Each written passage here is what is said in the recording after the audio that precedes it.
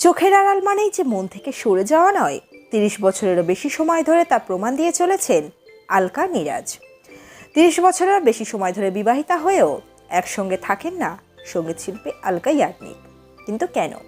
বন্ধুরা, আজকের এই পর্বে আমরা আপনাদের সামনে তা উপস্থাপন করব। তো বন্ধুরা, আজকের এই পর্বটি শুরু করবার আগে একটি অনুরোধ করব, অবশ্যই ভিডিওটি শেষ পর্যন্ত দেখবেন। চ্যানেলে নতুন থাকলে চ্যানেলটিকে সাবস্ক্রাইব করে পাশে রাখা নোটিফিকেশন আইকনটি অল করে রাখবেন। তো চলুন আজকের মূল পর্বে যাওয়া যাক।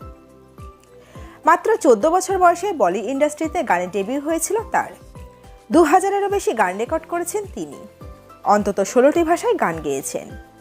90 দশকে তার গানে মাতিয়ে রাখত দর্শকদের। লতা মঙ্গেশকর এবং আশা ভোসলের পর তার নামই উচ্চারিত হতো সুরের দুনিয়ায়। নিশ্চয়ই বুঝতে পারছেন কার কথা বলা হচ্ছে। তিনি হলেন আমাদের জনপ্রিয় সঙ্গীত শিল্পী আলকা ইয়াগনিক। 1966 সালে কলকাতায় এক গুজরাটি পরিবারে জন্ম হয় আলকার। তার মায়ের থেকেই গান শিখেছেন তিনি। মা শুভা একজন শাস্ত্রীয় সঙ্গীত শিল্পী। মাত্র 6 বছর বয়সে আকাশবাণী কলকাতায় গান শুরু করেন তিনি। তার কেরিয়ার আজ যে জায়গায় পৌঁছেছে তার পুরো কৃতিত্বই আলকা তার মাকে দেন। মা শুভা দেবী তাকে মুম্বাই নিয়ে গিয়েছিলেন। 1980 সালে প্রথম প্লেব্যাক করেন পায়েল কি ঝাঙ্কার ছবিতে। তার কণ্ঠ এতটাই দর্শকেরা পছন্দ করেন যে এরপর আর পিছন ফিরে তাকাতে হয়নি তাকে।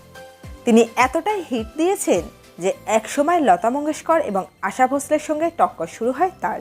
কুমার শানু এবং উদিত নারায়ণের সঙ্গে একাধিক হিট গান রয়েছে তার। গানের জগৎটা ঠিক যেভাবে গুছিয়ে সুপরিকল্পিতভাবে এগিয়ে নিয়ে গিয়েছেন আলকা, তেমনই তার ব্যক্তিগত জীবনও ভীষণ গোছানো। বন্ধুরা, ভিডিও শেষ অংশে যাওয়ার আগে আপনাদের কাছে একটি প্রশ্ন রেখে যাচ্ছি। সঙ্গীত শিল্পী আলকা ইয়াগনিক আপনাদের কতটা পছন্দের ও তার গাওয়া কোন গানটি আপনাদের সবচেয়ে প্রিয়?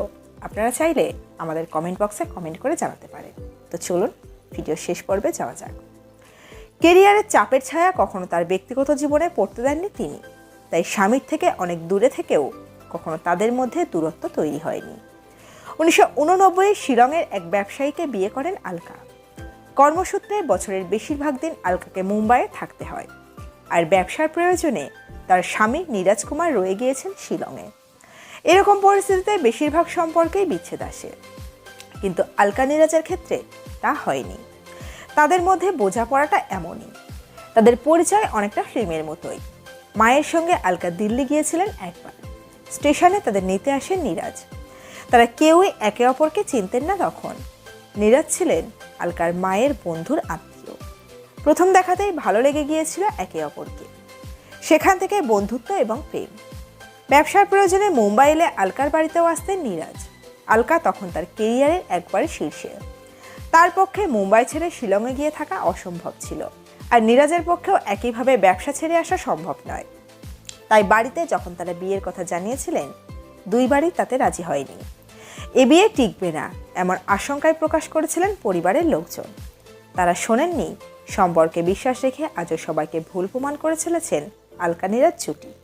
গোটা 90 দশক তিনি একাই মাতিয়ে রেখেছিলেন। মাত্র 14 বছর বয়সে মায়ানগরীতে গান শুরু তার। 2000-এরও বেশি গান রেকর্ড করেছেন তিনি। গান গেয়েছেন অন্তত 16টি ভাষায়। তবে এখন গানের সংখ্যা কমে গিয়েছে আলকার। তার মাঝেই গায়িকা অনুরাগীদের জন্য সুখবর। ইদানিংকালের অন্যতম জনপ্রিয় ব্যান্ড বিটিএস ও মার্কিন পপ তারকা টেলর সুইফটকে ছাপিয়ে গেলেন তিনি। গায়িকার সাফল্যের মুকুটে জুড়লেন নয়া পালক। সকলকে ছাড়িয়ে ইউটিউবে যার গানের চাহিদা সব থেকে বেশি তিনি আলকা ইয়াগনিক। গিনেস রেকর্ডের তথ্য অনুযায়ী গত বছর ইউটিউবে গায়িকার গান বেজেছে প্রায় 1530 কোটি বার। ফলে 2000 সালের most streamed artist on YouTube খেতাব পেয়েছেন তিনি। তবে এই প্রথম নয়। গত 3 বছর ধরে এই শিরোপা জিতে আসছেন বছর 56-এর এই গায়িকা। পরিসংখ্যান বলছে 2020 সালে তার গান বেজেছিল 1660 কোটি বার।